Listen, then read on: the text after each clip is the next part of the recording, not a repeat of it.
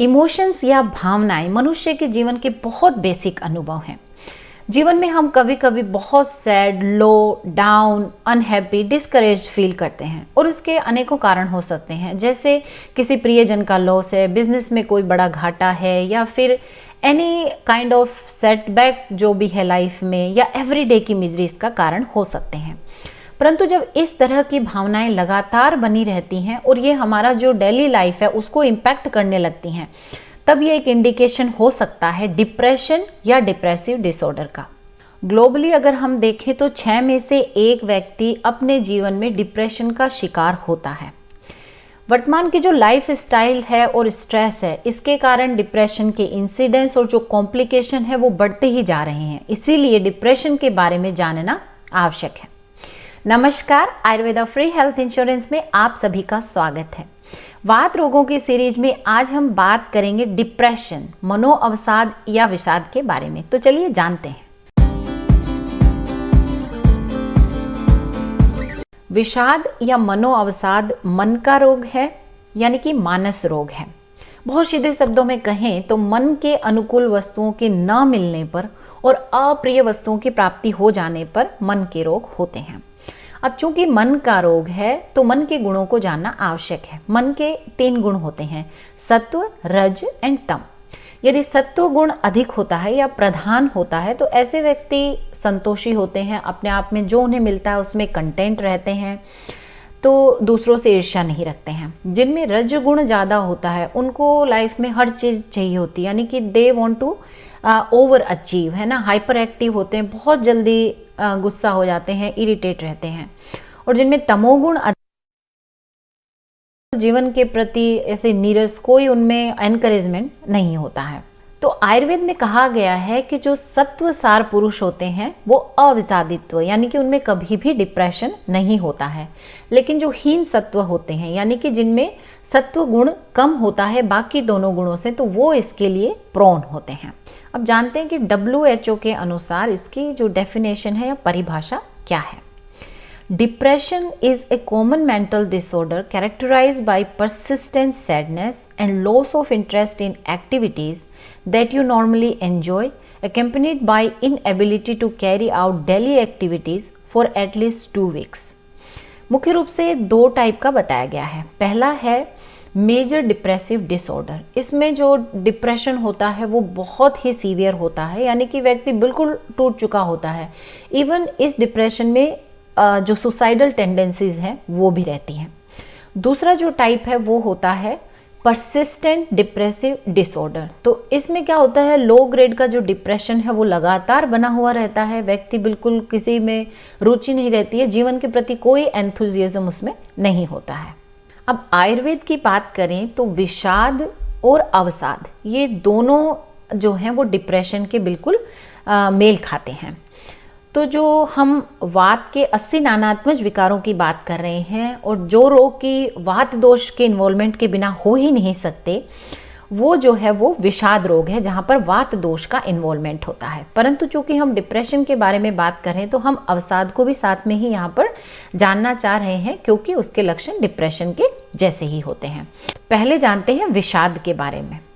वाक, काय, चित्त, अवसाद, विषाद, यानी कि वाक स्पीच, काय बॉडी, चित्त यानी कि मन, इनमें जो डिप्रेशन है तीनों में वो विषाद है। यानी कि बॉडी है, मूड है, थॉट से सभी का इन्वॉल्वमेंट होता है। तो यहाँ कैसा वो खाना खाता है, किस तरह से सोता है, अपने बारे में किस तरह से सोचता है, दूसरों के बारे में किस तरह सोचता है, सब चीज़ें बिल्कुल बदल जाती हैं। चूँकि विषाद में शारीरिक वात दोष और मानसिक रजोगुण का इन्वॉल्वमेंट होता है, और वात दोष के विषम गति के कारण विषाद में बहुत इरेगुलर जो पैटर्न है वो सिम्टम का देखने को मिलता है। तो ये बिल्कुल मेल खाता है जो मेजर डिप्रेसिव डिसऑर्डर है, जिसमें बिल्कुल सीवियर सिम्टम्स होते हैं। इवन दुखद घटनाएं या जो भी अनएक्सपेक्टेड होता है वो भी व्यक्ति कर बैठता है। अगर क्लिनिकल प्रेजेंटेशन की बात करें तो यहाँ कौन कौन से लक्षण मिलते हैं। Inability to concentrate, insomnia, loss of appetite, feeling of extreme sadness, guilt, helplessness, hopelessness, thought of death even there। अब बात करते हैं अवसाद की।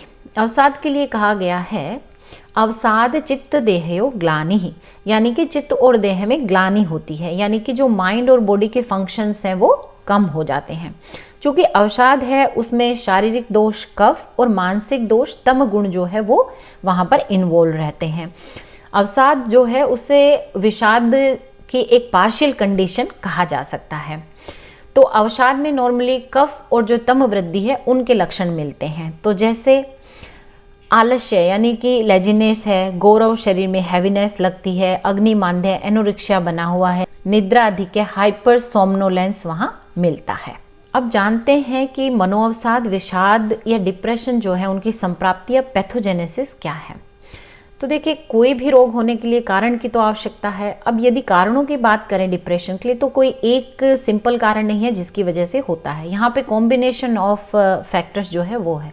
बायोकेमिकल फैक्टर्स हो सकते हैं, साइकोलॉजिकल फैक्टर्स हो सकते हैं, रॉन्ग लाइफ स्टाइल हो सकती है, स्ट्रेस हो सकता है। महत्वपूर्ण बात क्या है, देखिए यदि ये सभी कारण मौजूद हैं बट प्रवर सत्व वाला व्यक्ति यानी कि उसमें सत्व गुण अधिक है, तब भी उसको डिप्रेशन जो है नहीं होगा। लेकिन अवर सत्व का जो व्यक्ति है जिसमें सत्व गुण कम है, यदि वो व्यक्ति इन कारणों का शिकार होता है, यानी कि देखिए मानसिक कारण जैसे चिंता है, शोक है, भय है, ये मिलते हैं। शारीरिक कारण विरुद्धाहार विहार है, रॉन्ग लाइफ स्टाइल है, ये सब है। तो वहाँ क्या होता है कि शरीर में दोषों का प्रकोप हो जाता है। इसी तरह से मानसिक दोष भी प्रभावित होते हैं। और जब वो बहुत अधिक बढ़ जाते हैं तो संचय, प्रकोप, प्रसर के बाद वो स्थान संचय यानी कि लोकेलाइज्ड हो जाते हैं। अब यहाँ पर लोकेलाइज कहाँ होते हैं, वो मन में होते हैं। आयुर्वेद में जो मन का स्थान बताया है वो हार्ट और ब्रेन बताया, यानी कि वो दोनों स्थान पे वो लोकेलाइज्ड होते हैं। उसके बाद वो जो चैनल्स हैं, तो मनो वह श्रोतो दुष्टि होती है और रस वह श्रोतो दुष्टि होती है। तो जिसके कारण क्या होता है कि ये शरीर और मन दोनों को प्रभावित करते हैं। इसीलिए कहा है कि शरीर, इंद्रिय, सत्व, इन सभी में इस रोग के लक्षण दिखते हैं और तब ये रोग होता है। तो जैसे हमने संप्राप्ति पैथोजेनेसिस में देखा कि जो मन है, शरीर दोनों प्रभावित होते हैं, तो साइकिक मानसिक लक्षण भी मिलते हैं और शारीरिक जो सोमेटिक लक्षण है वो भी मिलते हैं। तो साइकिक लक्षण में क्या क्या मिलता है, सैडनेस और an empty mood, feeling guilty, worthlessness, helpless, problems concentrating, remembering और making decision, feeling hopeless, easily angered और इरिटेटेड, इस तरह से लक्षण मिलते हैं। सोमेटिक में देखें तो चेंजेस इन ईटिंग हैबिट्स और वेट चेंजेस है, लेक ऑफ एनर्जी और फीलिंग टायर्ड और slow down, problem with sleep, ये सब वहाँ मिलता है। तो जब डिप्रेशन की बात करते हैं तो एक बात बहुत अच्छी है इसके बारे में कि प्रिवेंटेबल भी है, मैनेजेबल है और ट्रीटेबल भी है। तो सबसे पहले हम बात करते हैं कि किस तरह से इसको प्रिवेंट किया जा सकता है, because we all know prevent is always better than cure. और आयुर्वेद तो चाहता ही यही है कि हम रोगों को प्रिवेंट करें और स्वस्थ व्यक्ति को स्वस्थ रखें। तो डिप्रेशन को प्रिवेंट करने के लिए आयुर्वेद में एक बहुत अच्छा सिद्धांत आया है जिसे कि धारणीय वेग कहा गया है, यानी कि रेस्ट्रेंट ऑफ साइकोलॉजिकल अर्जेस और सप्रेसिबल अर्जेस। तो इसमें कौन कौन से, एक तो बहुत अधिक अपने आप को साहसिक कार्य करने से हम रोकें, और बहुत ज़्यादा जो एक्सट्रीम एक्टिविटीज़ हैं आपकी मन की यानी साइकी की, स्पीच की और बॉडी की, उनसे हमको अपने आप को रेस्ट्रेंट करना चाहिए। तो वन बाय वन हम जानते हैं। तो सबसे पहले जानते हैं कि मानसिक वेग या साइकोलॉजिकल अर्जेस कौन से हैं जिन्हें हमें धारण करना चाहिए। लोभ, ग्रीड, शोक, ग्रीफ, भय, फियर, क्रोध, एंगर, मान, ईगोइज्म, निर्लज्जा, शेमलेसनेस, ईर्ष्या, जेलसी, अतिराग, एक्सेसिव एफ्लिक्शन, अभिध्याय, desire to acquire someone else's wealth. तो जब भी मन में इस तरह के भाव उठते हैं या वेग उठते हैं तो हमें उनको धारण करना चाहिए, सप्रेस करना चाहिए, रेस्ट्रेंट करना चाहिए, समझना चाहिए कि भावनाएं हैं, उठती हैं, बट किस तरह से हमें इन्हें कंट्रोल करना है ये सीखना जरूरी है। फिर बात करते हैं वाचिक वेग या वर्बल अर्जेज कौन से हैं जिन्हें हमें धारण करना चाहिए। तो परुष, हार्श टॉक, अतिमात्रस्य यानी एक्सेसिव टॉकिंग, सूचकस्य यानी कि ऐसे इरादों से बात करना जो दूसरे को नुकसान पहुंचाए, या फिर जिसे बैक बाइटिंग हम कहते हैं, अनृतस्य, लाइंग, वाक्य अकालयुक्तस्य यानी अनटाइमली स्पीच। तो जब भी आप बात करते हैं तो अगर ऐसी आपके वेग आते हैं, ऐसी भावना उठती है, तो अपने आप को रेस्ट्रेंट करें। अब जानते हैं कायिक वेग या फिजिकल अर्जेज कौन से हैं जिन्हें धारण करना चाहिए। देह प्रवृत्ति या काचित विद्यते परपीड़िया, यानी कि ऐसे फिजिकल एक्शन जिनसे कि दूसरे को हमारा हानि पहुंचाने के उद्देश्य से कर रहे हो। स्त्री भोग, एक्सेसिव इंडल्जेंस इन सेक्स, स्तेय यानी स्टीलिंग, हिंसा यानी वायलेंस, ऐसे अगर कोई भी फिजिकल अर्जेज आप में आ रहे हैं तो उनको स्टॉप करना चाहिए, सप्रेस करना चाहिए, रेस्ट्रेंट करना चाहिए। डिप्रेशन को प्रिवेंट करने में इन वेगों को रोकने का क्या इम्पोर्टेंस है? तो देखिए, जब भी हम मानसिक या जो भी स्पीच है या बॉडी से जो भी हम ये जो गलत भावनाएं उठती हैं, जब हम इनको कंट्रोल कर लेते हैं तो कोई भी गलत काम है या जो इविल डीड है उसको करने से हम अपने आप को रोक लेते हैं। और उससे क्या है, जो मन है, हमारा चित्त है, वो प्रसन्न रहता है, खुश रहता है, कंटेंट रहता है।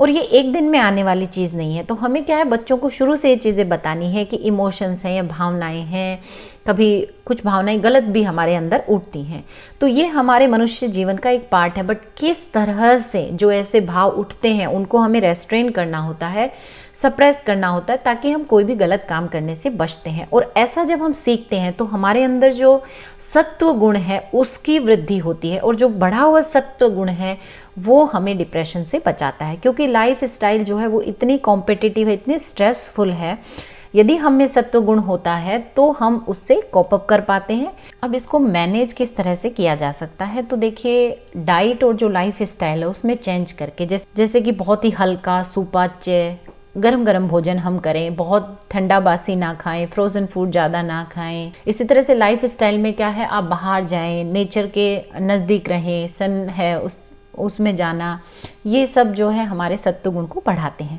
इसी तरह से योग आसन है, प्राणायाम है, मेडिटेशन है, ये सभी हमारे सत्व गुण को बढ़ाते हैं। इसके अलावा जो भी नैमित्तिक रसायन आयुर्वेद में बताए गए, जैसे दूध है, घी है, इनका निरंतर जो सेवन है वो करना चाहिए। मेद्य रसायन है जो कि एक तरह से ब्रेन टॉनिक होते हैं, शतावरी है, शंख पुष्पी है, इनका निरंतर सेवन करना चाहिए। तो देवोपाश्रय चिकित्सा स्पिरिचुअल थेरेपी बहुत हेल्पफुल होती है। तो जो भी धार्मिक ग्रंथ हैं उनको हमें पढ़ना चाहिए, लेकिन उन्हें इस तरह एक स्टोरी की तरह ना पढ़ के कि आज के परिप्रेक्ष्य में वो किस तरह से हमारे लिए मददगार साबित होते हैं और किस तरह से खरे उतरते हैं, इस तरह से उनका अध्ययन करना चाहिए। अब बात करते हैं ट्रीटमेंट। चूँकि डिप्रेशन जो है वो एक मानसिक रोग है, अगर रोग है और जब बहुत ज़्यादा इम्बैलेंस है तो हमें चिकित्सा की ज़रूरत पड़ती है और ज़रूर लेनी भी चाहिए, और इसके ट्रीटमेंट अवेलेबल हैं। आयुर्वेद में देखें तो देखिए, ट्रीटमेंट जो है वो 3 लेवल पे होता है। पहला है साइकिक लेवल, क्योंकि मानस गुण जो है वहाँ पर इन्वॉल्व है। तो यहाँ हमें जो औषधियाँ हैं जो कि मन में जो तम गुण का आवरण हो गया है उसको हटाएं, रजगुण जो है बढ़ा हुआ है उसको बैलेंस करें, और सत्व गुण जो कम हो गया है उसको बढ़ाएं, ऐसे प्रयोग करना चाहिए। दूसरा है शारीरिक लेवल या फिजिकल लेवल पे, वहाँ हमें क्या करना है कि जो कफ दोष शरीर में बढ़ गया है उसको हमें निकालना है, वात और जो पित्त दोष है उसको बैलेंस में रखना है, शांत करना है। तीसरा है साइकोफिजिकल लेवल पे। तो हम जानते हैं कि जैसा मन होता है शरीर भी उसी तरह से हो जाता है। यदि शरीर के कोई रोग होता है तो वो मन को भी बीमार साथ में कर लेते हैं। तो चूंकि यहाँ इस डिप्रेशन में जो शरीर और जो मन है उनका जो कोऑर्डिनेशन है वो बिल्कुल गड़बड़ा गया है, तो जो कोऑर्डिनेशन है उसको रिजुविनेट करना होता है। तो देखिए, जो ब्राह्मी घृत आयुर्वेद में बताया गया है उसमें सारी क्वालिटी होती हैं, सभी जो हमने बात करी है उनको प्राप्त कर सकते हैं, यानी कि बेस्ट एंटी डिप्रेसेंट होता है। उसके अलावा बहुत सारे सिंगल हर्ब्स जैसे शंख पुष्पी, मंडूक पर्णी, ब्राह्मी, वचा, जटामानसी, अश्वगंधा, ज्योतिषमती, यष्टि मधु, गुड़ुचि आदि का सेवन किया जा सकता है। इसी तरह से हर्बल फॉर्मुलेशंस जैसे सारस्वतारिष्ट है, अश्वगंधारिष्ट, स्मृति सागर रस है, कृष्ण चतुर्मुख रस है, उन्माद गज केसरी रस है आदि का सेवन किया जा सकता है। बहुत सिंपल शब्दों में हमने डिप्रेशन, विषाद या मनोअवसाद क्या है इसके बारे में जाना। नॉर्मली क्या है, जब ऐसे सिम्टम आते हैं तो लोग जो है इसके बारे में बात नहीं करना चाहते हैं, उन्हें लगता है भाई कोई जज करेगा या अलग जो भी कारण है। परंतु ये बात समझने की है कि जो डिप्रेशन है ये एक मानसिक रोग है और ये एक सच्चाई है। यदि ऐसा कुछ भी आप फील करते हैं तो अपने जो भी प्रियजन हैं उनसे आप बात करें। यदि फिर भी ज़्यादा सिम्टम लगते हैं तो चिकित्सक की परामर्श आप लें, क्योंकि इसका इलाज है और हम इससे छुटकारा पा सकते हैं। आज का वीडियो बनाने का हमारा उद्देश्य भी यही है कि ज़्यादा से ज़्यादा अगर हम जानें कि क्या ऐसा फील होता है, किस तरह के सिम्टम हम में आते हैं, तब हमें चिकित्सक की परामर्श की ज़रूरत होती है, तो हम तुरंत समय से जो है इसके लिए डॉक्टर से मिल सकें और इससे छुटकारा पा सकें। तो उम्मीद है आज का वीडियो आपके लिए फ़ायदेमंद रहा होगा। यदि आज का वीडियो आपको पसंद आया हो तो प्लीज़ लाइक, शेयर और कमेंट जरूर करें और मेरे चैनल को सब्सक्राइब करना ना भूलें। मिलते हैं अगले वीडियो में एक नई जानकारी के साथ। तब तक के लिए take good care of yourself because health is wealth.